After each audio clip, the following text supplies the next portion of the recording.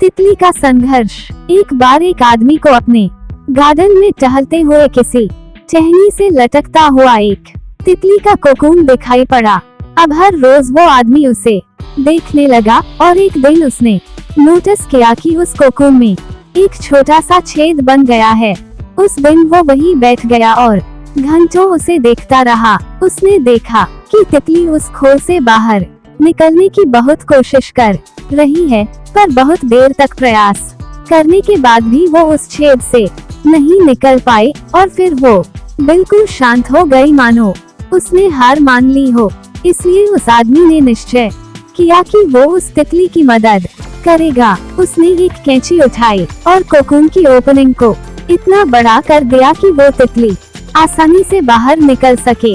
और यही हुआ, तितली बिना किसी और संघर्ष के आसानी से बाहर निकल आई, पर उसका शरीर सूजा हुआ था और पंख सूखे हुए थे।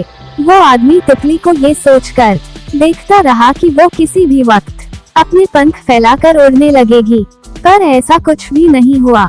इसके उलट बेचारी तितली कभी उड़ ही नहीं पाई और उसे अपनी बाकी की जिंदगी इधर उधर घिसटते हुए बितानी पड़ी। वो आदमी अपनी दया और जल्दबाजी में ये नहीं समझ पाया कि दरअसल कोकून से निकलने की प्रक्रिया को प्रकृति ने इतना कठिन इसलिए बनाया है ताकि ऐसा करने से तितली के शरीर में मौजूद तरल उसके पंखों में पहुंच सके और वो छेद से बाहर निकलते ही उड़ सके।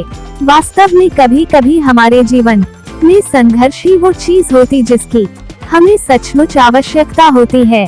यदि हम बिना किसी स्ट्रगल के सब कुछ पाने लगे तो हम भी एक अपंत के समान हो जाएंगे। बिना परिश्रम और संघर्ष के हम कभी उतने मजबूत नहीं बन सकते जितना हमारी क्षमता है। इसलिए जीवन में आने वाले कठिन पलों को सकारात्मक दृष्टिकोण से देखिए। वो आपको कुछ ऐसा सिखा जाएंगे जो आपकी जिंदगी की उड़ान को पॉसिबल बना पाएंगे।